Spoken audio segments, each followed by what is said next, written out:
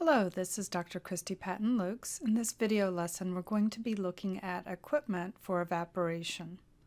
So remember, this is where we're going to be bringing together mass transfer concepts and heat transfer concepts. And in this lesson, we want to look specifically at the equipment.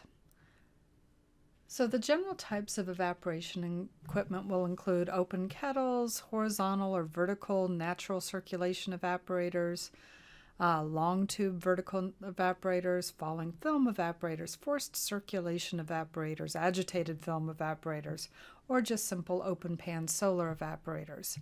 Let's look at each one of these just a little bit more closely. So this is an open kettle evaporator, and basically it's just simply an open pan, and you've got heat supplied to the bottom of the pan, which causes the liquid to boil and the evaporant leaves. Okay, so heat's going to be supplied either through a jacket or direct fired. You might agitate the solution here. They're really simple to operate, but energy-wise, they're not very efficient. There are a couple of different types of tube-style circulation evaporators. The first is a horizontal tube, and basically, this uses a tube bundle that's very much like what you would see in a shell and tube heat exchanger or air-cooled fin fan exchanger. But this time you're going to have, say, a steam coming in, and it will condense, and that heat then will help keep the mixture on the outside of the tubes boiling. Okay, so the tubes are covered with the process fluid that's going to be concentrated. And this works pretty well as long as you don't have fouling on the outside, and it can operate as a continuous evaporation system.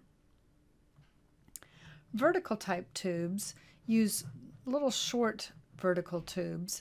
The liquid is inside the tubes, and so when it boils, it's going to decrease the density, right, because you're heating it. And so that's going to cause some natural convection. So steam is on the outside of the tubes, and inside the tubes will be your process fluid. And you might set them up in like a basket sort of thing. You can even swirl this around if you need to. It works pretty well unless your material is viscous, and then that's going to be an issue.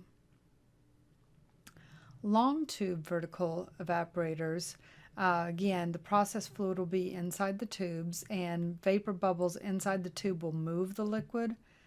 You'll have steam flowing on the outside. Typically with the long tubes, you're not recirculating the material. It's just a one pass through.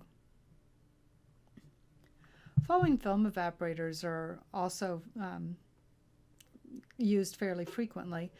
Basically, it's one long tube, okay, or you may have several of them, but each one is studied as a simple long tube, and the entire wall is wetted with your liquid that's to be concentrated, and then you have your air vapor that flows through the center of this. So it's almost like a tube within a tube. This is very useful when the material is very heat sensitive, so like orange juice concentration is often done in this way. You get really high heat transfer coefficients, but you have very small hold-up times of just like, seconds.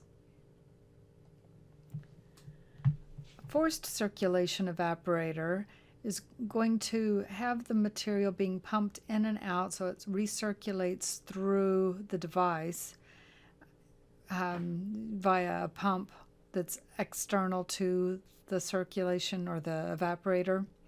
This is a very useful system when you have viscous fluids. We also have an agitated film evaporator. This is more like the falling film evaporator, but you're going to either move something through the middle to cause circulation, or you can move the tube itself to create that movement. So what it does is this adds turbulence to the liquid, which is going to increase both the heat transfer rate and mass transfer rate.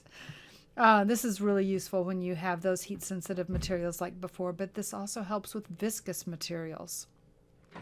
Tends to be a little expensive, both to purchase but also for operation, and they tend to have very small capacities.